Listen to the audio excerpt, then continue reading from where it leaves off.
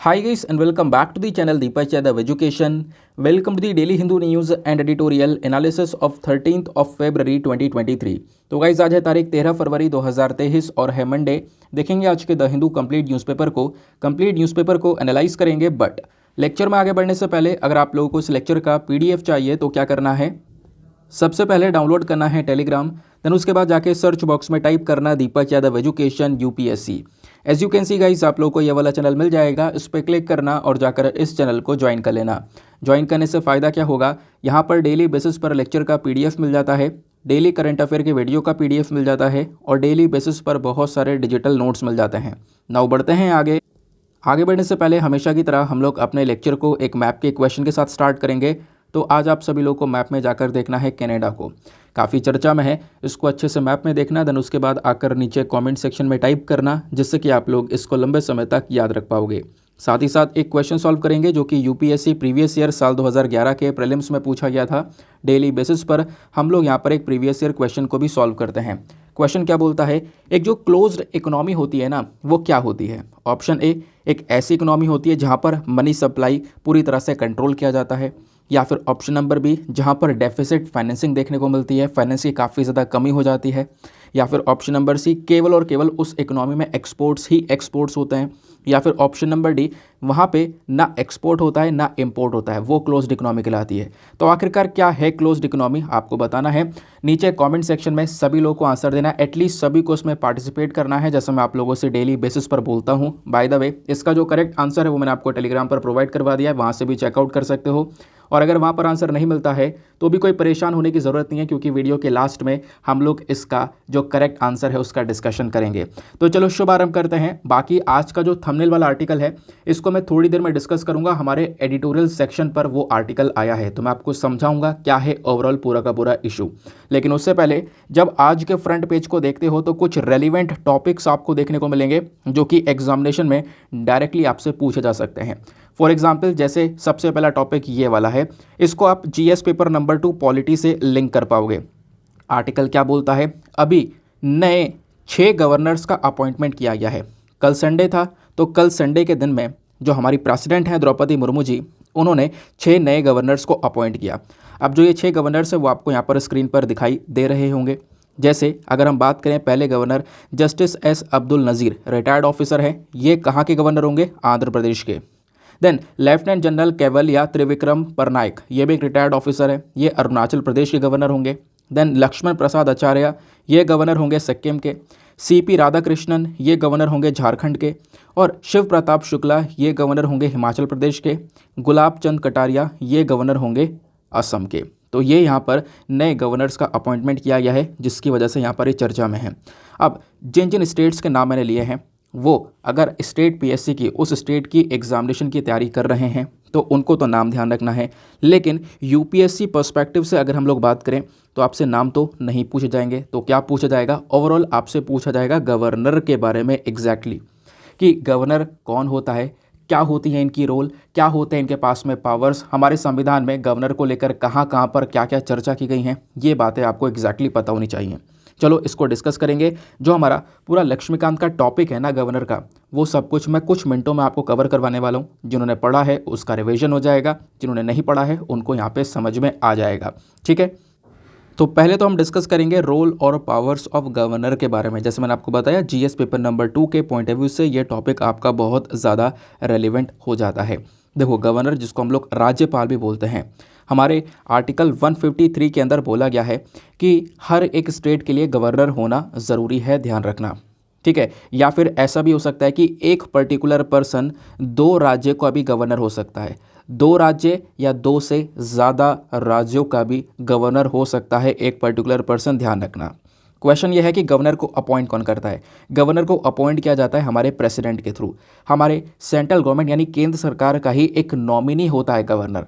इसी वजह से आपने देखा होगा काफ़ी सारे स्टेट्स में गवर्नर को लेकर डिस्प्यूट्स रहते हैं। क्यों? क्योंकि जो गवर्नर हैं वो बेसिकली केंद्र सरकार के नॉमिनी हैं, केंद्र सरकार को बिलोंग करते हैं, ठीक है ना, यूनियन गवर्नमेंट को बिलोंग करते हैं। तो इस वजह से कंट्रोवर्सीज भी काफ़ी होती हैं। वो कंट्रोवर्सीज क्या होती हैं आगे मैं आपको बताऊंगा, ठीक है। तो गवर्नर का आप कह सकते हो डुअल रोल है।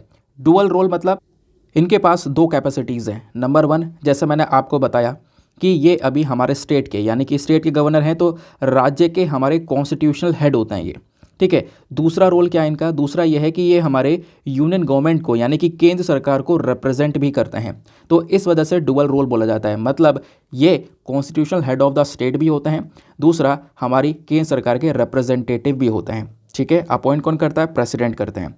तो इनका मेजर काम पता है क्या है, जो स्टेट गवर्नमेंट है और जो यूनियन गवर्नमेंट है दोनों के बीच में एक लिंक का काम करना, दोनों को जोड़ कर रखना, है ना। जो राज्य सरकार केंद्र सरकार को जोड़ने का काम करता है, इनके बीच का जो इंपॉर्टेंट लिंक होता है उसको हम लोग गवर्नर भी बोलते हैं, ठीक है। देन उसके बाद संविधान में आर्टिकल 157 और 158 ये दोनों बात करते हैं कि गवर्नर की पोस्ट के लिए, गवर्नर के पद के लिए क्या क्या एलिजिबिलिटी रिक्वायरमेंट्स होती हैं। ऐसा नहीं है कोई भी पर्सन गवर्नर बन सकता है, उसके लिए कुछ एलिजिबिलिटी रिक्वायरमेंट्स है कि ये चीज़ें अगर उन्होंने फुलफ़िल की होंगी तभी उनको गवर्नर बनाया जाएगा। फिर आर्टिकल 161 के अंदर बताया जाता है गवर्नर के पास में पावर्स हैं किसी को क्षमा याचना करने की, है ना, किसी को यहाँ पर क्षमा करने की, उसने कोई अपराध किया है तो उसको पार्डन रिप्रीव करने की, उसकी सज़ा कम करने की, क्षमा करने की पावर्स हमारे गवर्नर के पास में देखने को मिलती है और ऐसे ही प्रेसिडेंट के पास में भी देखने को मिलती है, ठीक है। बात क्लियर हुई, आगे आते हैं। फिर हमारा संविधान का आर्टिकल 163 ये बोलता है कि जो हमारा काउंसिल ऑफ मिनिस्टर है और जो चीफ मिनिस्टर हैं ये दोनों क्या करते हैं, हमारे गवर्नर को एड और एडवाइस करते हैं, हमारे गवर्नर को सलाह देते हैं, उसके बेसिस पर गवर्नर हमारा फंक्शन करता है। लेकिन कुछ अलग से डिस्क्रिशनरी पावर्स भी गवर्नर के पास में होती हैं, फिर वो उसका एक अलग यूज़ है, आगे मैं आपको समझाऊंगा इसके बारे में, ठीक है। तो जो गवर्नर हैं इनका काम एक चीज़ और भी है, आर्टिकल 164 के अंदर ये बताया गया कि जो हमारे गवर्नर हैं वो हमारे चीफ मिनिस्टर और बाकी सारे दूसरे मिनिस्टर्स को अपॉइंट करने का काम भी करते हैं। फिर आर्टिकल 200 वेरी वेरी इंपॉर्टेंट, इसी को लेकर हमेशा जो गवर्नर हैं वो चर्चा में रहते हैं।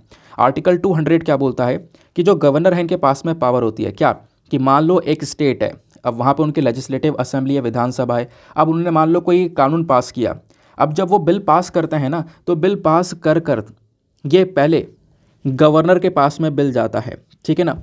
तो गवर्नर इस पर साइन करके अप्रूवल देते हैं, जैसे हमारी केंद्र सरकार के लिए प्रेसिडेंट होते हैं ना, वैसे ही राज्य सरकार के लिए गवर्नर होते हैं। तो गवर्नर का अप्रूवल लेना ज़रूरी है, लेकिन जब बिल इनके पास में जाता है लेजिस्लेटिव असेंबली से पास होकर, तो गवर्नर क्या कर सकता है, उस बिल को एक तो अपने पास में रोक कर रख सकते हैं, या फिर अगर वो उससे सहमत ना हो तो आगे वो प्रेसिडेंट को भी भेज सकते हैं उस बिल को, है ना, आगे प्रेसिडेंट के लिए उसको रिजर्व कर सकते हैं। लेकिन बात यहाँ पर ये भी है कि उस बिल को गवर्नर अपने पास में रोक कर रख सकते हैं।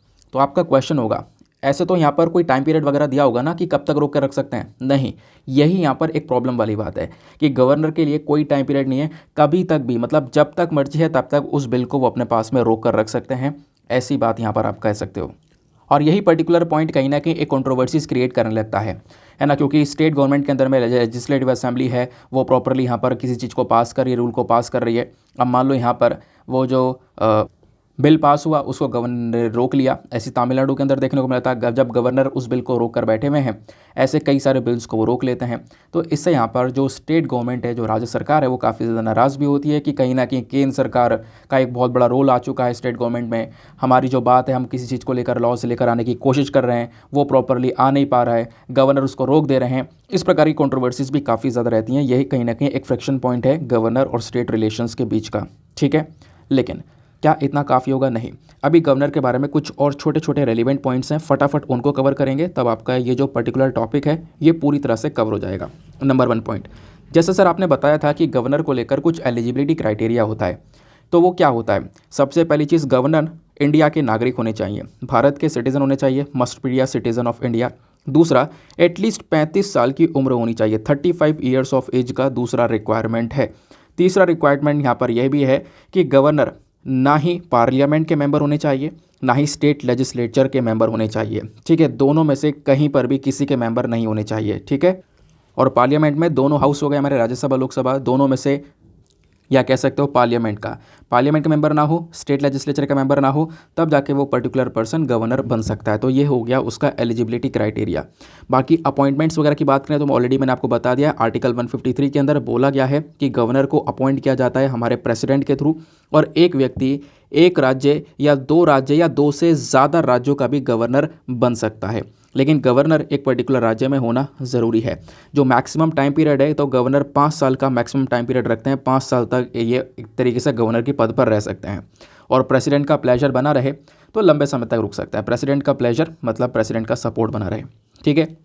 दूसरा यहाँ पे अगर हम बात करें डुअल कैपेसिटी, मैंने आपको बता दिया 2 रोल यहाँ पे इनको दिए जाते हैं। अब 2 रोल कौन कौन से हैं, एक तो यहाँ पर स्टेट के कॉन्स्टिट्यूशनल हेड की तरह भी काम करना, दूसरा यहाँ पे हमारी केंद्र सरकार के रिप्रेजेंटेटिव की तरह काम करना। फिर उसके बाद में बात आती है पावर्स की। तो पार्ट 6 के अंदर पावर्स के बारे में बताया गया। आर्टिकल 161 पार्डनिंग पावर्स के बारे में बात करता है, क्षमा याचना करने की, यहाँ पर मतलब क्षमा देने की बेसिकली इनके पास में पावर है। दूसरा आर्टिकल 164 बात करता है इनके पास में पावर है, गवर्नर के पास में पावर होती है कि वो चीफ मिनिस्टर और दूसरे मिनिस्टर्स को अपॉइंट कर सकते हैं।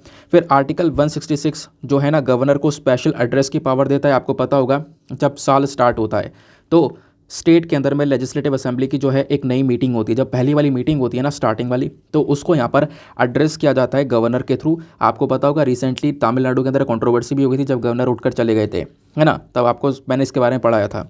फिर आर्टिकल 200 गवर्नर को पावर देता है कि अगर लेजिस्लेटिव असेंबली से यानी कि राज्य की विधानसभा से कोई बिल पास होकर आता है तो उसको रोक कर रखें या आगे यहाँ पर उसको पास कर दें। फिर आर्टिकल 213 यहाँ पर बात करता है कि गवर्नर को पावर मिल जाती है टू प्रोमुलगेट ऑर्डिनेंस। समझ रहे हो ना, मतलब जैसे कोई ऑर्डिनेंस, जैसे हमारा कोई टेम्पररी लॉ होता है ना, इसका यहाँ पर ये पब्लिकली अनाउंसमेंट करने की पावर भी इनके पास में मिल जाती है, ठीक है। फिर इनके एंडिंग टेन्योर की बात करें, मतलब इनको पद से हटाया जा सकता है क्या, उसके बारे में थोड़ा डिस्कस करते हैं। देखो मैंने बताया कि इनका जो टेन्योर होता है वो 5 साल का होता है, लेकिन 5 साल से पहले पहले अगर मान लो जो प्रेसिडेंट है वो उनको डिसमिस करना चाहें तो वो डिसमिस भी कर सकते हैं, ठीक है। तो इनको डिसमिस भी किया जा सकता है, ये पॉइंट ज़रूर से ध्यान में रखना।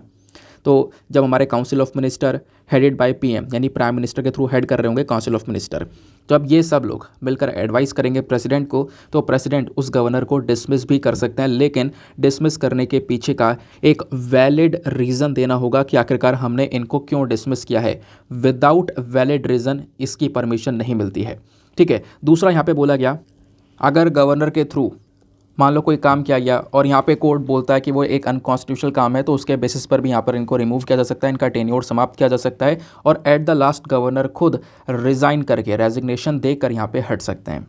रिस्पॉन्सिबिलिटीज़ क्या इनके पास में, जिम्मेदारियाँ क्या होती हैं, मैंने आपको बता दिया। अपॉइंटमेंट करना, चीफ मिनिस्टर को अपॉइंट करना, जो राज्य का चीफ मिनिस्टर होता है उसको अपॉइंट करने का काम करना, दूसरे मिनिस्टर्स को अपॉइंट करना, एडवोकेट जनरल ऑफ स्टेट को अपॉइंट करना, then members of state PSC, जजेस of high court and districts, इन सबको अपॉइंट करने का काम करते हैं।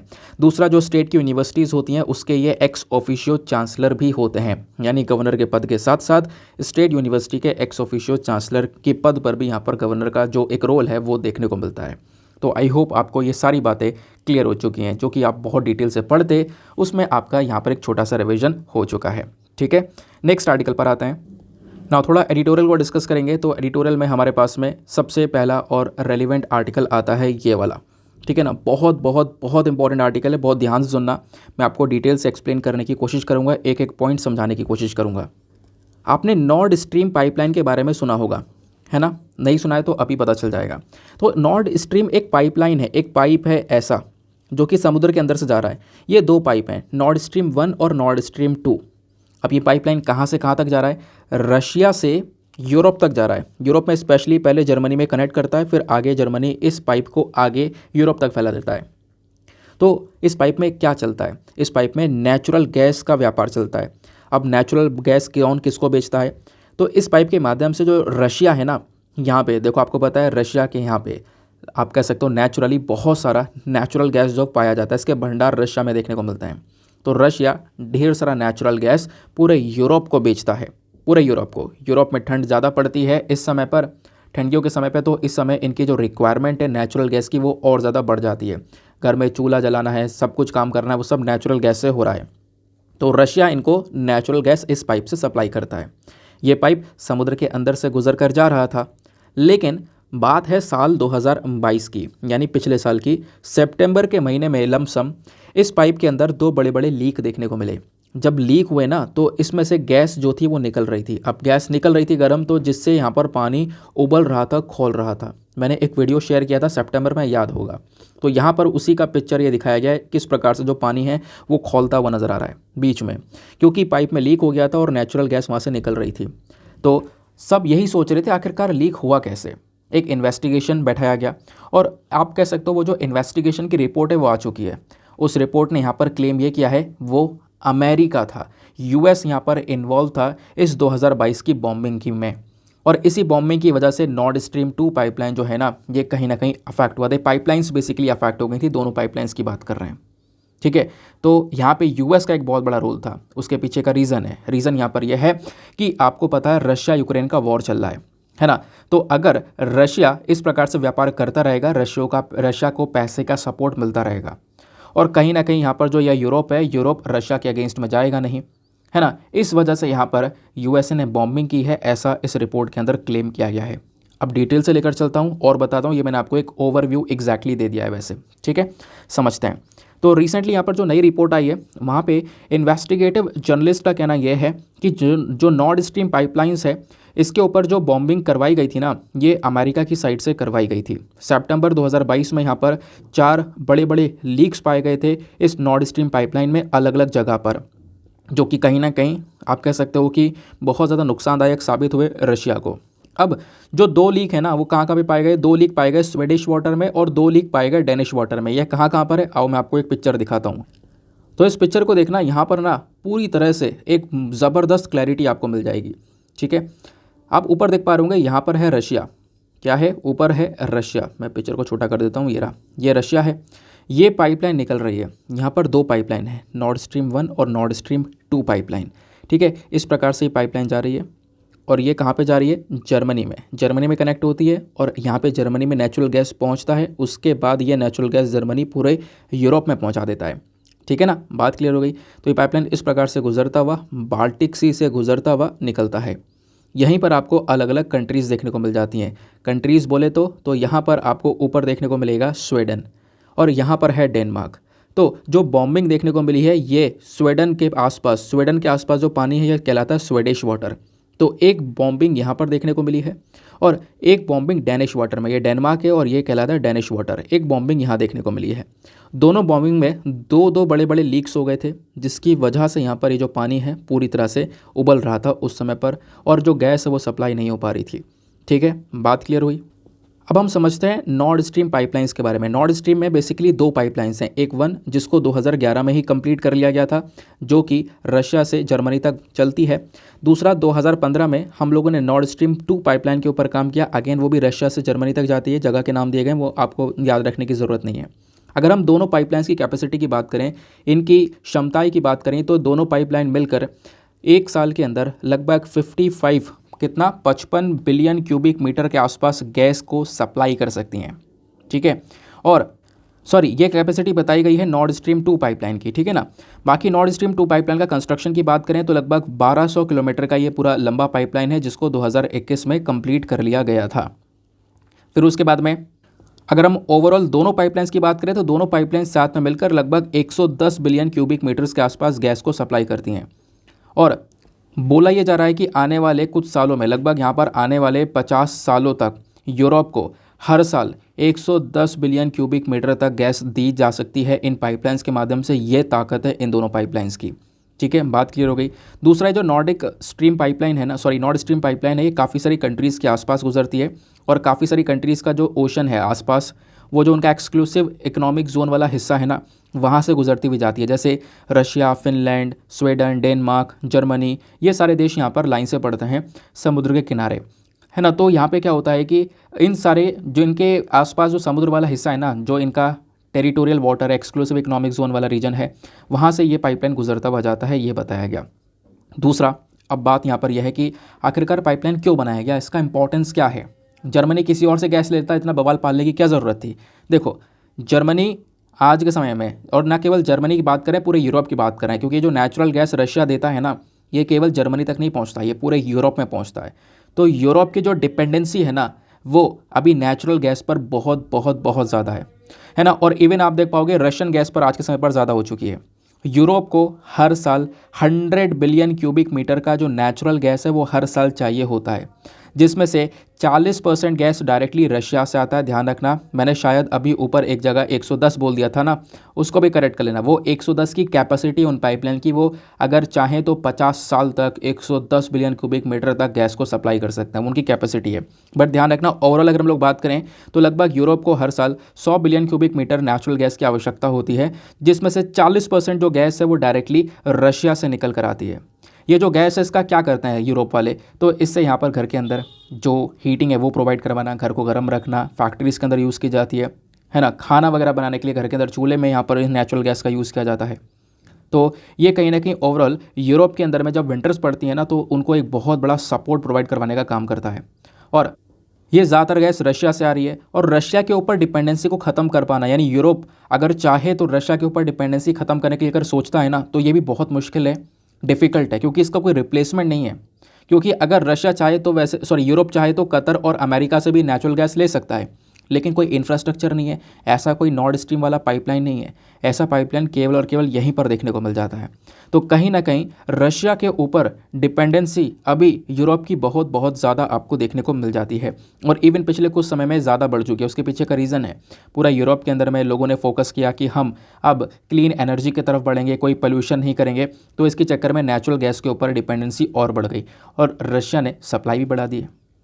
अब क्वेश्चन यहाँ पर यह है कि ये जो मोड है ना, ये कॉस्ट इफेक्टिव मोड है, ज़्यादा कुछ खर्च ना पड़ता नहीं है, कोई इंफ्रास्ट्रक्चर बनेगा नहीं, ऑलरेडी तैयार है, तो इसमें कोई ज़्यादा पैसा लगना नहीं है। तो ये सपोर्टिव है दोनों कंट्रीज़ के लिए।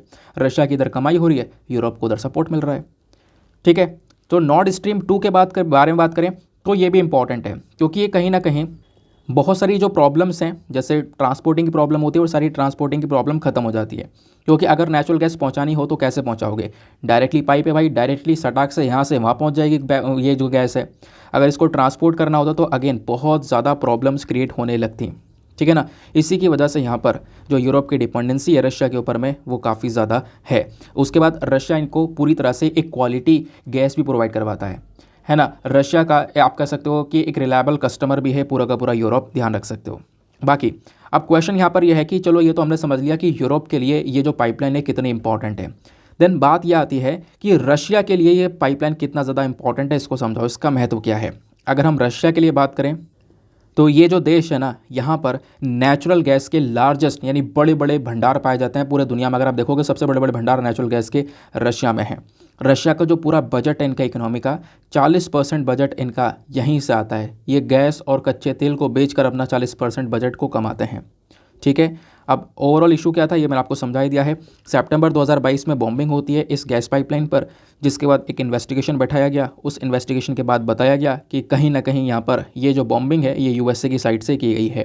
क्वेश्चन यहाँ पर यह है कि आखिरकार यूएस ऐसी बॉम्बिंग क्यों करवाएगा, ये यूएस ने ऐसे ऑर्डर क्यों दिए होंगे। चलो एक एक करके ये पॉइंट भी डिस्कस करते हैं। नंबर 1 पॉइंट, रिपोर्ट के अकॉर्डिंग बताया गया कि जो जर्मनी है और खासकर वेस्टर्न यूरोप है, ये नॉर्ड स्ट्रीम के ऊपर ज़्यादा डिपेंडेंट हो गया, और ये लोग सप्लाई कर रहे थे लगातार, यहाँ पर गैस वगैरह परचेस कर रहे थे। इससे यहाँ पर अमेरिका जो है ना काफ़ी चिंतित हुआ। चिंतित इस बात पे हुआ कि ये जो देश है ना भाई, ये अभी भी पाइपलाइंस के ऊपर डिपेंडेंट है, और पाइपलाइंस के ऊपर डिपेंडेंट है, तो कहीं ना कहीं यहाँ पर अगर ये रशिया यूक्रेन का वॉर है ना, इसमें यहाँ पर ये लोग रशिया के अगेंस्ट में जाएंगे नहीं, रशिया के अगेंस्ट में खड़े होंगे नहीं, तो फिर यहाँ पर यूक्रेन को डिफेंड कौन करेगा। तो ये यहाँ पर बेसिकली आप कह सकते हो सोच थी यूएस की, जिसके बेसिस पर यहाँ पे बॉम्बिंग करवाई गई है, और कहीं ना कहीं यहाँ पर ये जो गैस सप्लाई है इसको रोकने की कोशिश की गई है, ऐसा यहाँ पर इन रिपोर्ट्स ने मेंशन किया।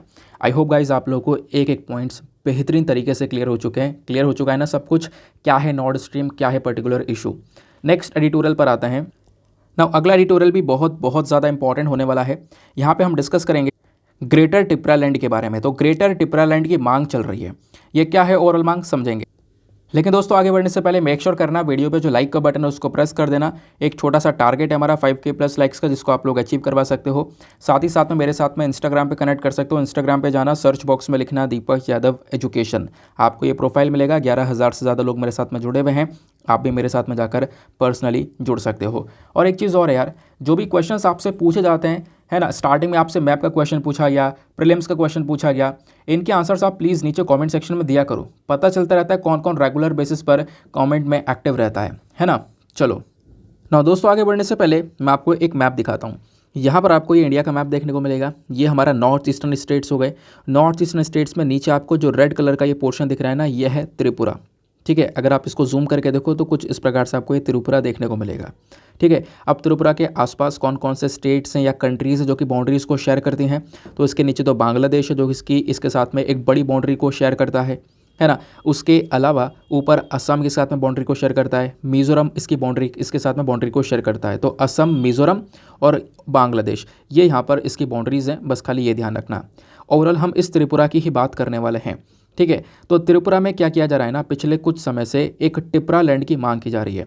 देखो, इस मैप में आपको बहुत अच्छे से क्लियरेंस मिल जाएगा। जैसे अगर हम इस पूरे मैप को, कंप्लीट मैप को देखें तो ये त्रिपुरा है। ठीक है, ये पूरा का पूरा त्रिपुरा है। लेकिन इनमें से अगर आप ये लाइट ग्रीन वाले पोर्शन निकाल दो बाहर, ये लाइट ग्रीन वाले पोर्शन सारे के सारे निकाल दो, जो ये वाला हमारा ये येलो वाला पोर्शन बचेगा, ये कहलाता है टिपरा लैंड। ये येलो वाला पोर्शन क्या कहलाता है? टिपरा लैंड। इसी टिपरा लैंड की मांग की जा रही है कि ये जो पर्टिकुलर एरिया है ना, इसको एक अलग से राज्य घोषित कर दिया जाए, इसको एक अलग राज्य बना दिया जाए, जिसको हम लोग बोलेंगे ग्रेटर टिपरा लैंड। और ये जो पोर्शंस हैं ये छोटे छोटे अलग हो जाएंगे। उसके पीछे का रीज़न है, ये मांग क्यों चल रही है, वही चीज़ हम लोग यहाँ पर समझने के लिए इस आर्टिकल को पढ़ रहे हैं। तो दोस्तों आओ फिर यहाँ पर एक एक करके सारे पॉइंट्स को डिस्कस करने वाले हैं। देखो, ये आर्टिकल ना हाल ही में चर्चा में भी था, मतलब पिछले साल की बात कर रहा हूँ, साल 2022 में दिसंबर के महीने में, लगभग आज से 2 महीने पहले भी चर्चा में था। क्या हुआ था हाल ही में, जो त्रिपुरा के चीफ ऑफ पॉलिटिकल पार्टी हैं, है ना, तो इन्होंने यहाँ पर लगभग धरना किया जंतर मंतर पर, और डिमांड ये कर रहे हैं ग्रेटर टिपरा लैंड की, कि भाई हमें ग्रेटर टिपरा लैंड दे दो। अच्छा, ओवरऑल अगर मैं आपको एक पॉइंट में समझाना चाहूँ कि ये क्यों डिमांड कर रहे हैं, तो यहाँ की जो इंडिजीनियस कम्युनिटी है, यानी कि कुछ ट्राइबल पीपल, जो ट्राइबल कम्युनिटीज़, खासकर त्रिपुरीज जो अभी त्रिपुरा में रहते हैं ना, उनकी सुरक्षा के लिए ये ग्रेटर त्रिपुरा लैंड की मांग कर रहे हैं। नहीं तो फिर इनकी संख्याएं, उन ट्राइबल पीपल की जो पॉपुलेशन है वो लगातार कम होती चली जाएगी, जैसा पहले समय से होता आ रहा है। तो इस वजह से यहाँ पर ये जो डिमांड है वो उठती नज़र आ रही है। तो यहाँ पर ये जो पार्टी है, इन्होंने डिमांड की है ग्रेटर टिपरा लैंड की, भैया एक सेपरेट स्टेट बना दिया जाए, इसको अलग कर दिया जाए, और ये केवल और केवल त्रिपुरीज के लिए, यानी त्रिपुरा की जो इंडिजिनियस कम्युनिटी है, वहाँ पर रहने वाली जो कम्युनिटी है, उन्हीं के लिए यहाँ पर ये पर्टिकुलर स्टेट रहेगा। ठीक है, तो ये चाहते हैं कि एक राज्य बना दिया जाए। तो आप सोचोगे क्या ऐसा हो सकता है? हाँ, बिल्कुल हो सकता है। हमारे संविधान में आर्टिकल 2 और आर्टिकल 3 बात करते हैं सेपरेट स्टेट क्रिएट करने की। तो ये चीज़ आप कह सकते हो इनके थ्रू बोली भी जा रही है कि आर्टिकल 2 या 3 का इस्तेमाल करो, और हमारा जो ये पर्टिकुलर एरिया जिसके हम लोग मांग कर रहे हैं, इसको एक सेपरेट स्टेट बना दो, अलग कर दो। अभी आर्टिकल 2 और 3 क्या होते हैं आगे मैं आपको समझा दूंगा।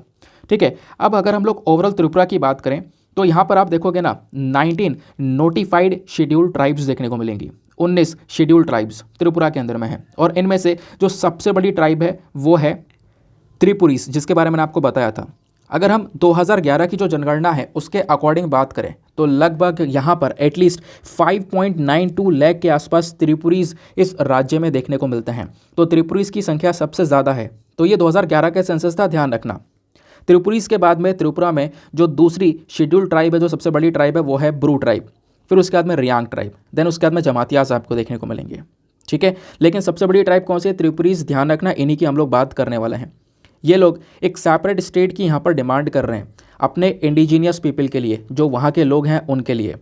ठीक है, इंडिजीनियस पीपल के साथ साथ में वो सारी कम्युनिटीज़ के लिए भी डिमांड कर रहे हैं जो कि आज के समय में TTAADC एरिया में रह रही हैं। ये क्या है? ये है Tripura tribal area autonomous district council. इनको खुद की डिस्ट्रिक्ट काउंसिल दे रखी है, जिसके थ्रू यहाँ पर ये लॉज वगैरह बना सकते हैं। तो यहाँ पर जो कम्युनिटीज़ इस पर्टिकुलर एरियाज़ में रह रही हैं, उनके लिए भी यहाँ पर ये लोग एक सेपरेट स्टेट डिमांड कर रहे हैं। ठीक है, अब हम डिस्कस करते हैं ऐसा क्यों हो रहा है, इसका इतिहास क्या है, कहाँ से ये चीज़ें शुरू हुई हैं, ये मांग की बात कहाँ से स्टार्ट होने लगी, ये सब कुछ डिस्कस करते हैं। जब हम बात करते हैं त्रिपुरा राज्य की, तो ये एक समय पर एक ऐसा किंगडम था जिसको माणिक्य डायनेस्टी जो है रूल कर रही थी। ठीक है, तो माणिक्य डायनेस्टी ने यहाँ पर इसको रूल किया 13वीं सेंचुरी से लेकर। कब तक रूल किया? जब तक ये जो त्रिपुरा है इसने इंस्ट्रूमेंट ऑफ एक्सेशन को नहीं साइन कर लिया। तो त्रिपुरा ने इंस्ट्रूमेंट ऑफ एक्सेशन को हमारी भारत सरकार के साथ में 1949 में साइन किया था। इसका मतलब है कि जो त्रिपुरा है वो भारत में ऐड हो चुका था, इंस्ट्रूमेंट ऑफ एक्सेशन से यहाँ पर वो इंडिया में ऐड हो चुका था। ठीक है ना, 1949 में। ठीक है, बात क्लियर हुई। अब वो भारत का हिस्सा बन गया। लेकिन अब उसके बाद में क्या होता है कि जो वहाँ पे रहने वाली कम्युनिटीज़ थी, इंडिजीनियस कम्युनिटी, खासकर त्रिपुरीस, और जैसे मैंने आपको बताया अलग अलग ट्राइबल पीपल रह रहे हैं, उनके अंदर एक चिंता देखने को मिली है। लगातार धीरे धीरे चिंताएं बढ़ती चली गई, क्योंकि वहाँ का जो डेमोग्राफिक स्ट्रक्चर है वो चेंज हो गया। मतलब वहाँ के जो लोग हैं ना, जो एक समय पर मेजोरिटी में हुआ करते थे वो कम होकर माइनॉरिटी में हो गए। जो बाहर की पॉपुलेशन है वो उसमें एंटर करने लगी, उनकी संख्याएं ज़्यादा बढ़ने लगी, और जो इंडिजीनियस पीपल खुद वहाँ के लोग थे, लोकल लोग थे जो रह रहे थे, उनकी संख्याएं कम होने लगी, उनको उनकी ज़मीन से बाहर निकाला जाने लगा। तो ये प्रॉब्लम्स कहीं ना कहीं त्रिपुरा में बढ़ती चली गई। और ये कब से प्रॉब्लम बढ़ रही थी उसके पीछे का रीज़न है, एक तो 1947 में जब देश आज़ाद हुआ था, बंटवारा हो गया था, एक तो वो टाइम पीरियड था। उसके बाद 1971 वाला समय याद होगा, यानी कि जो हम लोग लिबरेशन वॉर की बात करते हैं, 1971 में आपको पता होगा कि जो ईस्ट पाकिस्तान है इसको बांग्लादेश बना दिया गया था। तो वॉर काफ़ी ज़्यादा भयंकर हुई थी 1971 की। तो जब बांग्लादेश वो बनता है ना, तो बुरे हालात वहाँ पे वॉर होता है, सिचुएशन काफ़ी ख़राब हो जाती है। तो बांग्लादेश से लोग निकल कर त्रिपुरा में पहुँचते हैं, क्योंकि मैंने आपको बताया ना बांग्लादेश एक बहुत बड़ी बाउंड्री शेयर करता है त्रिपुरा के साथ में। उसके बाद असम, मिजोरम भी यहाँ पे त्रिपुरा के साथ में बाउंड्री को शेयर करते हैं, लेकिन बांग्लादेश सबसे बड़ी बाउंड्री शेयर करता है। तो जब बवाल हुआ बांग्लादेश में, तो यहाँ से जो लोग हैं वो निकल कर त्रिपुरा में पहुँच गए। अब जब त्रिपुरा में पहुँच गए तो वहाँ की पॉपुलेशन, वहाँ का जो डेमोग्राफिक स्ट्रक्चर है वो बिगड़ गया, इनकी संख्या ज़्यादा होने लगी, और वहाँ के जो लोकल कम्युनिटीज़ हैं, जो वहाँ की इंडिजीनियस कम्युनिटीज़ हैं, वो कहीं ना कहीं परेशान होने लगी। आप देखोगे 1881 का समय था जब त्रिपुरीज की पॉपुलेशन, यानी कि खासकर अगर हम लोग बात करें ओवरऑल ट्राइबल कम्युनिटीज़ की जो पॉपुलेशन है त्रिपुरा में 1881 में वो 63.77% हुआ करती थी। लेकिन 2011 में पता है कितने कम हो गए, 2011 में कम होकर 31.80% हो गए। अपने ही एरिया में मेजोरिटी से माइनॉरिटी बन गए। तो इसी वजह से यहाँ पर एक जनरली डिमांड उठती भी है कि हम अपने आप को अब सुरक्षित रखना चाहते हैं, आगे हम अपनी पॉपुलेशन को सुरक्षित रखना चाहते हैं। क्लियर हो गई बात? तो ये प्रॉब्लम्स यहाँ पे नज़र आती हैं। ये तो मैंने आपको बताया त्रिपुरा के बारे में। क्या ऐसा कहीं और भी चल रहा है? कई जगह पर चल रहा है। अगर हम नॉर्थ ईस्ट स्टेट्स की बात करें स्पेसिफिकली, तो वहाँ पे त्रिपुरा में क्या हो रहा है ये तो मैंने आपको समझाया। उसके अलावा ग्रेटर नागालैंड की मांग की जाती है। ग्रेटर नागालैंड समझ रहे हो? नागालैंड वाला जो हिस्सा है, ये लोग क्या करते हैं, नागालैंड के साथ साथ कुछ हिस्सा अरुणाचल प्रदेश का, कुछ मणिपुर का, कुछ असम का, इवन कुछ हिस्सा दूसरे देश का यानी म्यांमार का भी ये लोग मांगते हैं कि ये हिस्सा हमें दे दो और ये एरिया हमारा अलग कर दो, हमें एक अलग से एरिया चाहिए। ग्रेटर नागालैंड की मांग भी होती है। वहीं पर नॉर्थ ईस्ट में एक दूसरी मांग भी होती है असम के अंदर में, बोडोलैंड की। अब ये क्या है आपको मैप में दिखाता हूँ। तो पहले तो आपको ग्रेटर नागालैंड के बारे में बताता हूँ। तो जो हमने यहाँ पर ये नॉर्थ ईस्टर्न स्टेट्स को देखा था, ये त्रिपुरा के बारे में तो हमने समझ लिया। देखो बांग्लादेश कितनी लंबी बाउंड्री शेयर करता है, उसके अलावा असम, मिजोरम इसके साथ में बाउंड्रीज को शेयर करते हैं। अब यहीं पर ऊपर आपको नागालैंड देखने को मिलेगा, ठीक है, ये है। नागालैंड की मांग ये है कि हमें कुछ हिस्सा असम का, यानी कि ये लोग किस एरिया को मांगते हैं, ये मैं जो ड्रॉ कर रहा हूँ ना, वैसे तो अभी नागालैंड ये है, लेकिन ये लोग जो हिस्सा मांग रहे हैं वो ये वाला, कुछ हिस्सा म्यांमार का, कुछ हिस्सा अरुणाचल प्रदेश का, और कुछ हिस्सा असम का, कुछ हिस्सा मणिपुर का। इनकी मांग यहाँ पर यह है कि ये एरिया हमारे लिए बिल्कुल अलग कर देना चाहिए, ठीक है ना। इसी को हम लोग यहाँ पर ग्रेटर नागालैंड बोलते हैं। ये पहली मांग आपको देखने को मिल जाएगी। त्रिपुरा में क्या है वो आपने समझ लिया। इसी प्रकार से असम, जब हम लोग असम का मैप देखते हैं, ये आपको असम देखने को मिलेगा, है ना। तो असम का जब मैप देखा जाएगा तो यहाँ पर आपको 4 अलग अलग छोटे छोटे डिस्ट्रिक्ट्स देखने को मिलेंगे, कोकराझार, चिरांग, बक्सा और उदलगुरी। तो ये जो चारों एरिया है ना, ये लोग क्या मांग करते हैं, बोडोलैंड की, कि हमें भी यहाँ पर एक अलग से एरिया दे दिया जाए जिसको हम लोग बोडोलैंड कहेंगे, ठीक है ना। तो ये आप लोग ध्यान में रख सकते हो। तो इस प्रकार से कई सारे इश्यूज़ नॉर्थ ईस्टर्न स्टेट्स में देखने को मिल जाते हैं। अब सर सवाल ये आता है, क्या हमारी पार्लियामेंट के पास में पावर है कि वो एक नया स्टेट क्रिएट कर सकती है, नया राज्य बना सकती है? चलो इसको डिस्कस करते हैं। तो बिल्कुल पार्लियामेंट के पास में पावर आ जाती है एक नया स्टेट बनाने के लिए। वो पावर कहाँ पर है? हमारे संविधान में आर्टिकल 2 और आर्टिकल 3, स्टार्टिंग के ही जो आप कह सकते हो आर्टिकल्स में है, उसमें आर्टिकल 2 और 3 के अंदर पावर दी गई है हमारी पार्लियामेंट को एक नया स्टेट बनाने की। तो आर्टिकल 2 क्या बोलता है कि जो पार्लियामेंट है कानूनी तौर पर किसी पर्टिकुलर एरिया को अपने कंट्री में ऐड कर सकता है या फिर उसको एस्टेब्लिश कर सकता है, या एक नया स्टेट यहाँ पर बना सकता है कुछ टर्म्स और कंडीशंस के बेसिस पर जो कि उनको सही लगे। जैसे अगर हम लोग बात करें सिक्किम की ना, तो सिक्किम भी यहाँ पर ऐसा राज्य था जो कि इंडिया में नहीं था पहले, बाद में इसको हमने अपनी टेरिटरी बनाया, अपने कंट्री का हिस्सा बनाया आर्टिकल 2 के तहत।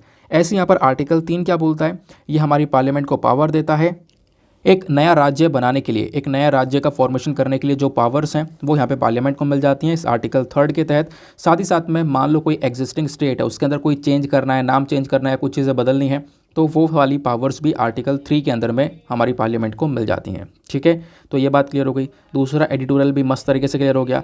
जो इंपॉर्टेंट पॉइंट्स आपको दिए जा रहे हैं ना, प्लीज़ उसके ऊपर ज़रूर फोकस करना, वो पॉइंट्स ज़रूर से डाउनलोड कर लेना, वही चीज़ आपको एग्जामिनेशन में हेल्प करेगी। तो मेरा फोकस यहाँ पर यही है कि हर एक आर्टिकल के रिगार्डिंग मैं आपको कुछ रेलिवेंट पॉइंट्स दे सकूँ। ये सारे पॉइंट्स आपको PDF में मिल जाते हैं, पता होगा। नेक्स्ट एडिटोरियल पर आते हैं। अगला एडिटोरियल यहाँ पर लिखा गया है प्रणव आर सत्यनाथ साहब के थ्रू। इन्होंने मेंशन किया है कि इस चीज़ के बारे में, इंडिया यूएस के रिलेशनशिप के बारे में, कि इंडिया यूएस का जो रिलेशनशिप है वो आज के समय पर बहुत ज़्यादा गहरे हो चुके हैं। काफ़ी सारी अभ्यास यहाँ पर दोनों कंट्रीज़ के बीच में हो रही हैं। इन दोनों कंट्रीज़ ने मिलकर जो मिशन है वो लॉन्च किए हैं। इवन यहाँ आप देख पाओगे इसरो और नासा ने मिलकर यहाँ पे भी जो निसार मिशन है वो यहाँ पर एक लॉन्च किया है, उसके बारे में यहाँ पर ये चर्चा की गई है। मतलब निसार मिशन को लेकर यहाँ पर इन्होंने दोनों ने मिलकर कोलैबोरेट किया है।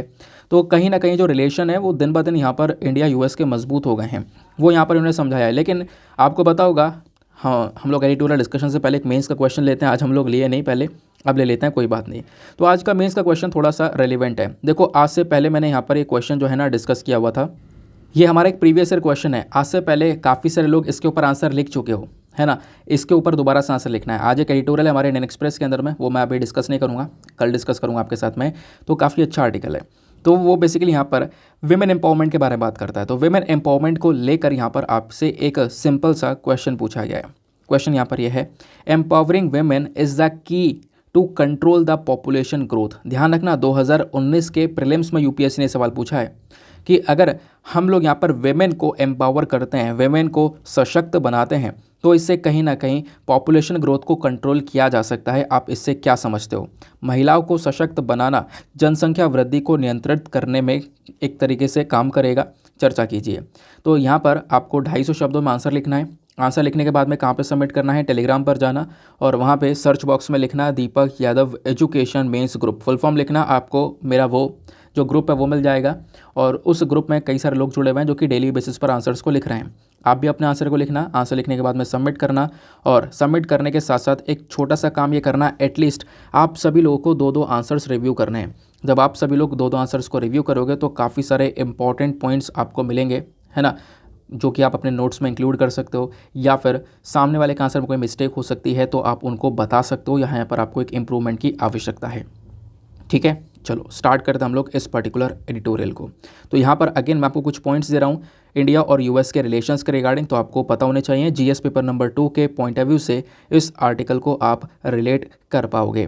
तो इंडिया और यूएस के दोनों के जो रिलेशनशिप हैं वो कहीं ना कहीं अभी एक स्ट्रेटेजिक पार्टनरशिप के अंदर बदल चुके हैं।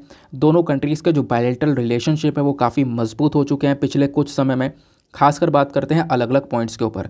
तो राइटर ने पहले एनर्जी और क्लाइमेट चेंज के बारे में डिस्कशन किया। देखो, यहाँ पर अगर हम लोग एक इनिशिएटिव की बात करें, उसका नाम है पेस। पेस की फुल फॉर्म है partnership to advance clean energy. ठीक है, ये एक जो इनिशिएटिव है ना, ये यूएस और इंडिया साथ में मिलकर कंडक्ट कर रहे हैं।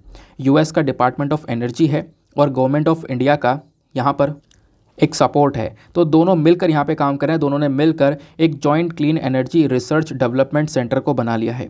इसको बनाया गया है ताकि हम क्या कर सकें, क्लीन एनर्जी को प्रमोट कर सकें, क्योंकि अभी के समय पर जो हम एनर्जी का इस्तेमाल करते हैं उस एनर्जी को लाने के पीछे बहुत सारा पोल्यूशन, बहुत सारा प्रदूषण होता है। तो इसको डिज़ाइन किया गया है ताकि क्लीन एनर्जी को प्रमोट किया जा सके और नए नए इनोवेशंस यहाँ पे हम लोग कर सकें। यहाँ पे जो साइंटिस्ट की टीम है, इंडिया के साइंटिस्ट हैं, यूएस के साइंटिस्ट है, वो सब मिलकर नए नए इनोवेशंस को करें और नए नए आविष्कार करें इस पर्टिकुलर सेक्टर के अंदर में। तो इंडिया यूएस का जो क्लीन एनर्जी एजेंडा 2030 पार्टनरशिप है ना, ये भी लॉन्च हो चुकी है। इसको लॉन्च किया गया था साल 2021 में लीडर समिट के दौरान। देखो, दोनों कंट्रीज़ का टारगेट यह है कि 2030 तक हम लोग क्लीन एनर्जी को ज़्यादा से ज़्यादा प्रमोट करें, उस एनर्जी का ज़्यादा से ज़्यादा यूज़ करें। दूसरा पॉइंट यहाँ पर दोनों देशों को लेकर है, वो है डिफेंस कोऑपरेशन। डिफेंस के मामले में दोनों का रोल बहुत ज़्यादा इंपॉर्टेंट हो चुका है। डिफेंस रिलेशन कह सकते हो एक सबसे इम्पॉर्टेंट हिस्सा है, एक मेजर पिलर है दोनों की पार्टनरशिप का, दोनों के संबंध का। ठीक है, तो इंडिया और यूएस के जो डिफेंस रिलेशन है ये स्टार्ट हुए थे 2005 में, लेकिन उस समय इतनी गहराई नहीं थी। बट अभी के समय पर देखोगे तो कई सारे अग्रीमेंट्स इंडिया यूएस साइन कर चुके हैं। कई सारे जो हथियार हैं वो भारत यहाँ पर यूएस से परचेज कर चुका है और अभी कर भी रहा है। इवन आप देख पाओगे इंडिया यूएस ने मिलकर क्या किया, कई सारे डिफेंस एग्रीमेंट्स को साइन किया कुछ पिछले सालों के अंदर में। और साथ ही साथ आपने क्वाड ग्रुप के बारे में सुना होगा। क्वाड क्या है? Quadrilateral security dialogue. 4 कंट्रीज़ का ग्रुप है ये, जिसमें इंडिया, यूएस, जापान, ऑस्ट्रेलिया है। तो इंडिया और यूएस यहाँ पर इसका मेजर हिस्सा है क्वाड का। क्वाड बेसिकली एक ऐसा ग्रुप है जो कि चाइना को काउंटर करने के लिए बनाया गया। जो इंडो पैसिफिक रीजन है वहाँ पर जो चाइना का अग्रेशन है उससे लड़ने के लिए क्वाड को बनाया गया। तो ये यहाँ पर एक प्लस पॉइंट आपको देखने को मिल जाता है। तो मतलब यहाँ पर भी इंडिया यूएस साथ में मिलकर काम कर रहे हैं चाइना को काउंटर करने के लिए। तो वही बताया जा रहा है किस प्रकार से इनके डिफेंस रिलेशनशिप गहरे होते हुए चले गए। फिर बात आती है मालाबार एक्सरसाइज की। तो जो ये क्वाड कंट्रीज़ हैं, 4 कंट्रीज़, ये मिलकर एक अभ्यास कंडक्ट करती है जिसको मालाबार बोलते हैं। नवंबर 2020 में इस मालाबार अभ्यास को कंडक्ट किया गया था और इसने क्या किया, इंडिया यूएस के रिलेशनशिप को और ज़्यादा मजबूत कर दिया। और पहली बार ऐसा हुआ कि क्वाड में चारों देशों ने मिलकर एक अभ्यास किया, मालाबार अभ्यास, और एक बहुत मजबूत मैसेज चाइना को भेज दिया था कि चाइना की नहीं चलने वाली इंडो पैसिफिक रीजन में, क्योंकि चाइना अगर अपना अग्रेशन दिखाने की कोशिश करेगा तो क्वाड ग्रुप बैठा है चाइना को काउंटर करने के लिए। और केवल इतना ही नहीं, इंडिया को अमेरिकन बेसिस का एक्सेस मिल चुका है। जो अफ्रीका में जिबूटी है ना, आपको पता है कि जो आप कह सकते हो हॉर्न ऑफ अफ्रीका है ना, हॉर्न ऑफ अफ्रीका में 4 देश हैं, वहीं पर जिबूटी भी है। तो जिबूटी है, वहाँ पे एक अमेरिकन बेस है, इंडिया को उसका एक्सेस मिल चुका है।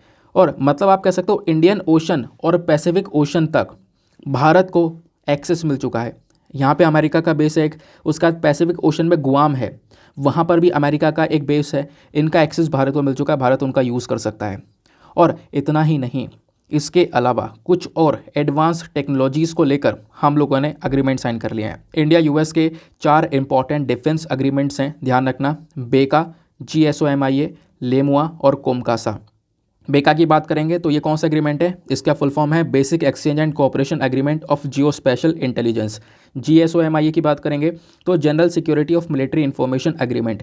देन लेमुआ की बात करेंगे, logistics exchange memorandum of understanding. Then COMCASA, communication compatibility and security agreement. ये 4 इंपॉर्टेंट एग्रीमेंट्स जो कि इन देशों ने साइन कर रखे हैं, जिससे इनके डिफेंस रिलेशंस और ज़्यादा मजबूत हो जाते हैं।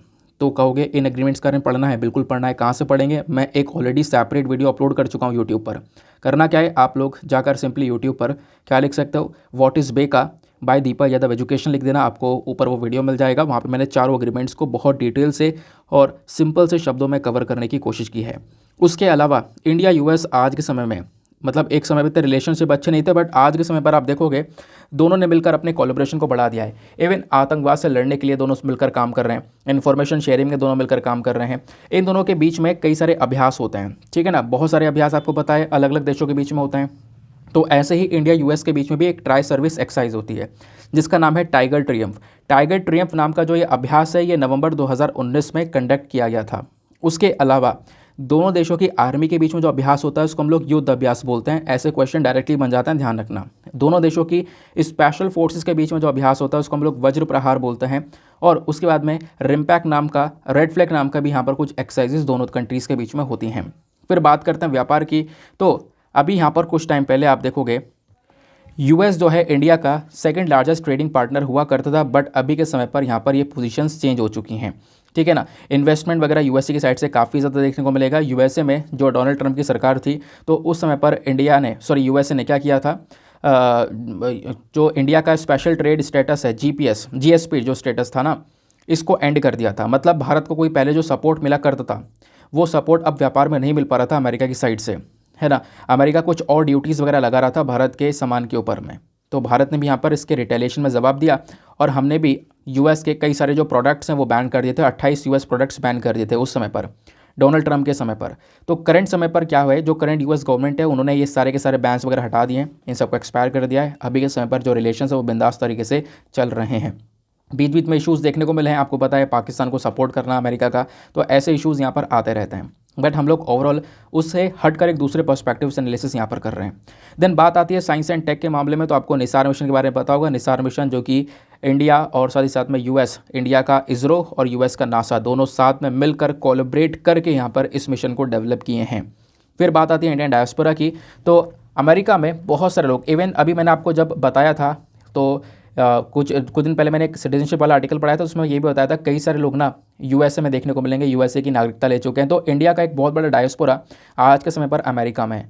इवन यूएसए के अंदर में जो करंट सरकार चल रही है वहाँ पे जो वाइस प्रेसिडेंट है कमला हैरिस, इनका भी एक स्ट्रॉन्ग कनेक्शन देखने को मिलता है इंडिया के साथ में।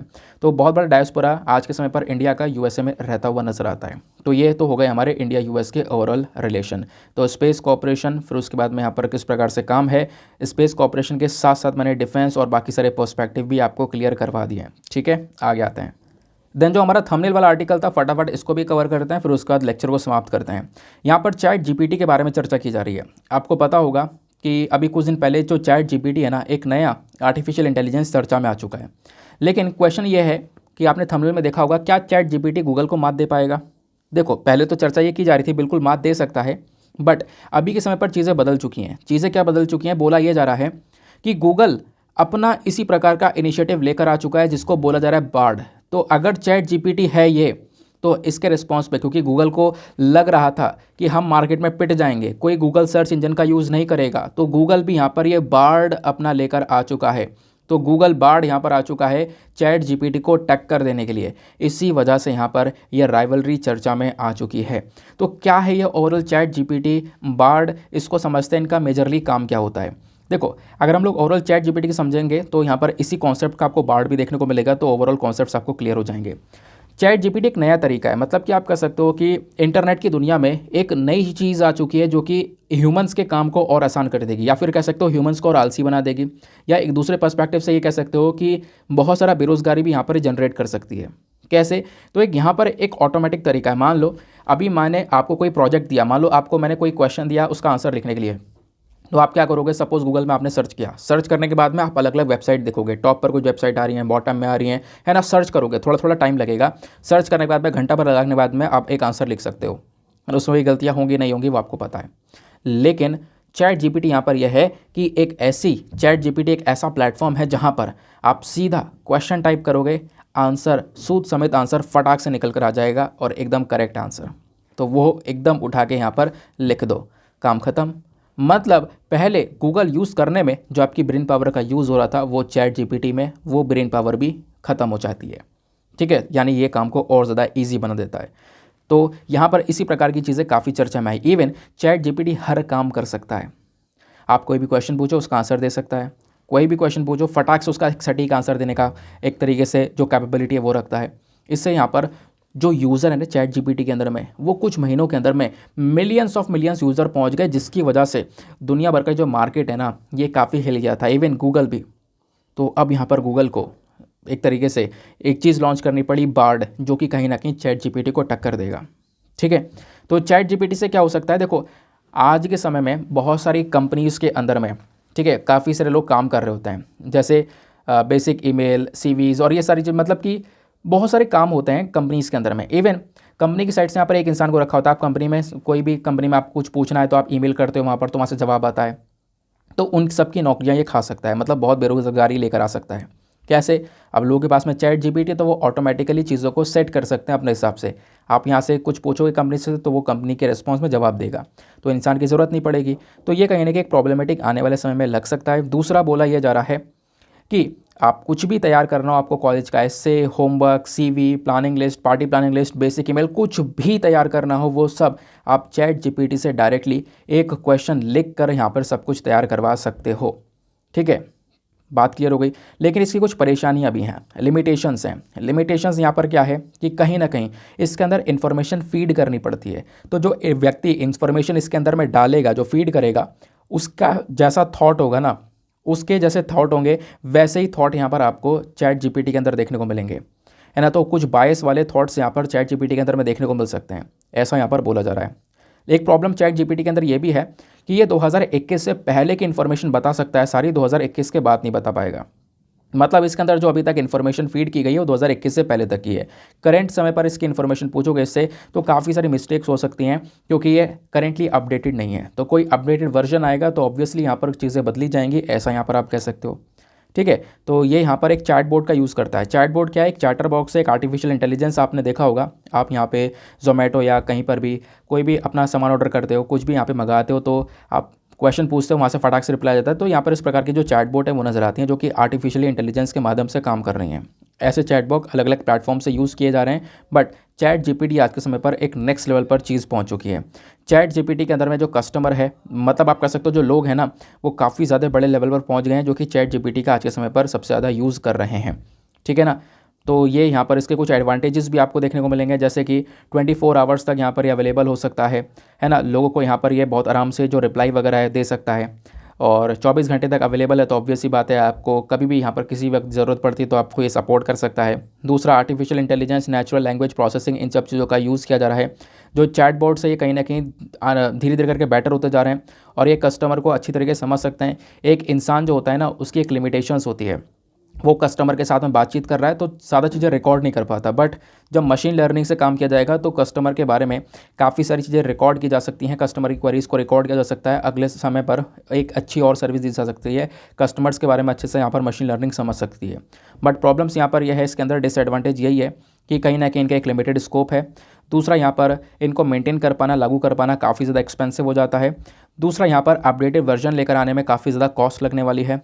फिर उसके बाद में यहाँ पर बताया गया कि कहीं ना कहीं ये लोगों की जॉब्स भी खा सकता है, जिस प्रकार से यहाँ पर इसके अंदर कैपेबिलिटीज़ हैं। ठीक है, ऐसे यहाँ पर ऑप्शन आपको गूगल बार्ड देखने को मिलेगा, दोनों की आज के समय पर टक्कर है। और अभी यहाँ पर एक और ऑप्शन आ चुका है, चैट जीपीटी का एक और फीचर है। अरे मैंने पढ़ा था, मुझे नाम याद नहीं आ रहा। एक और चैट जीपीटी को टक्कर देने के लिए आया है, मैं आपको बता दूंगा कल, अभी मुझे नाम याद नहीं आ रहा यार। ठीक है, मतलब नाम कोई ज़्यादा भारी नहीं था, सरल सा नाम था, लेकिन क्या करें, दिमाग है, कभी कभी भूल जाते हैं। ठीक है, तो एक और इसी प्रकार का कॉन्सेप्ट आ चुका है। फिर उसके बाद में फटाफट एक दो आर्टिकल और हैं, उनको भी कवर करते हैं। दो छोटे छोटे आर्टिकल आपको यहाँ पर ये देखने को मिलेंगे। एक तो इंडिया यूएस के बारे में ही बात करता है। तो इंडिया यूएस के बीच में जो ये अनमैन्ड एरियल व्हीकल है, इसको लेकर यहाँ पर आप कह सकते हो इंडिया यूएस दोनों मिलकर काम कर रहे हैं। तो यानी कि एक यूएवी अनमैन्ड एरियल व्हीकल, जिसको आप लोग ड्रोन भी बोलते हो, तो इसकी जो टेस्टिंग है वो अब की बार करने वाला है। इस साल यहाँ पर इंडिया यूएस मिलकर इसको टेस्ट करेंगे, ऐसा यहाँ पर बोला जा रहा है। उसके बाद एक इंपॉर्टेंट आर्टिकल आपको ये देखने को मिलेगा, एरो इंडिया के बारे में चर्चा की जा रही है।